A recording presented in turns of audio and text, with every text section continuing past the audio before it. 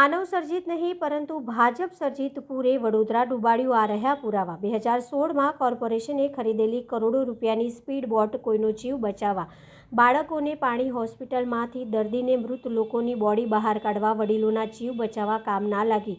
અથવા તમે એવું કહી શકો કે જાણી જોઈને લોકોને ડૂબાડવા, સામૂહિક હત્યા કરવાનું આ ષડયંત્ર હતું। જો એવું નહોતું તો આ 20થી વધુ બોટ આફતના સમયે કામ કેમ ના લાગી તેવું સ્વેજલ વ્યાસ દ્વારા જણાવવામાં આવ્યું હતું।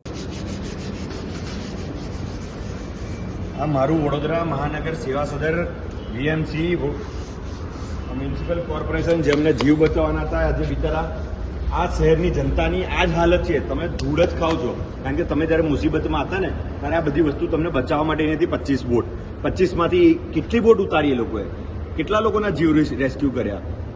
આ વહીવટ તદ્દન ખોટો છે। સરકારે આનો, ભારતીય જનતા પાર્ટીએ, નરેન્દ્ર મોદીએ, મુખ્યમંત્રીએ, તમામ લોકો આનો જવાબ આપવો પડશે કે શહેરના લોકોને કેમ ડૂબાડ્યા, જાણી જોઈને ડૂબાડ્યા છે। આ માનવ સર્જિત નથી, આ ભાજપ સર્જિત। વડોદરા શહેરના લોકોને ખબર હોવી જોઈએ કે એ લોકો ડૂબ્યા, એ લોકોને પાણી ના મળ્યું, એ લોકોને જમવાનું ના મળ્યું, એ લોકોનું રેસ્ક્યુ ના થયું, કેમ ના થયું। કેટલી બોટ તમે વડોદરામાં ફરતી જોઈ? વડોદરા શહેર મહાનગર સેવા સદનની 2016માં ખરીદેલી મેન્યુફેક્ચર થયેલી બોટો, જે 50-50 વર્ષ જેનું આયુષ્ય હોય, એ બોટો આજે તમે મારી સામે જુઓ કે આ ધૂળ ખાય છે। અહીંયા 10-15 અહીંયા છે, 15-20 આ બાજુ જુઓ, આ બાજુ બીજી 5-10 છે। આ બધી બોટો, હજુ આ બાજુ બોટો પડી છે।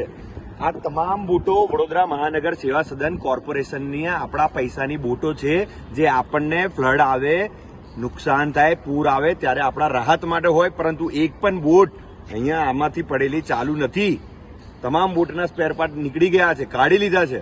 અને અત્યારે અમે જયારે પૂછીએ છીએ ફોન કરીને કે આ કેમ છે, તો કે આ તો 2005માં ખરીદેલી બોટ છે, જ્યારે એના ઉપર લેબલ લગેલું છે, મેન્યુફેક્ચરનું બોર્ડ મારેલું છે 2015 ને 2016નું। વડોદરા લોકોને તરસ્યા રાખ્યા, એમના જીવ અદ્ધર રહ્યા, પરિવારજનોથી વાકેફ રહ્યા, મોતના કુવામાં રહ્યા એ લોકો। તો આના જવાબદાર કોણ છે? આ જ જાડી ચામડીના બગરો આપણા વડોદરા શહેરના, વડોદરા મહાનગર સેવા સદનની બોટો છે, આ કોર્પોરેશનની બોટો છે। એ બોટો શું કામની, જે આટલા કરોડો, એક બોટ 30-25 લાખ રૂપિયાની આવે છે। આજે ઓછામાં ઓછી 20-25 બોટ અહીંયા હશે। આ કરોડો રૂપિયા આપણે ખર્ચ્યા હતા, આફતના સમય પર આપણને કામ લાગે, આપણા જિંદગી બચાવવા માટે। આજે તમામ ધૂળ ખાય છે અહીંયા, તો આ કોની જવાબદારી? આ કયા ભ્રષ્ટ નેતાઓ છે? ભાજપ કેમ બોલતું નથી? ધારાસભ્યોને કહું છું, તમારા તાકાત હોય, મર્દાનગી હોય તો પૂછો આ કે કઈ રીતે થયું, એક્શન લો।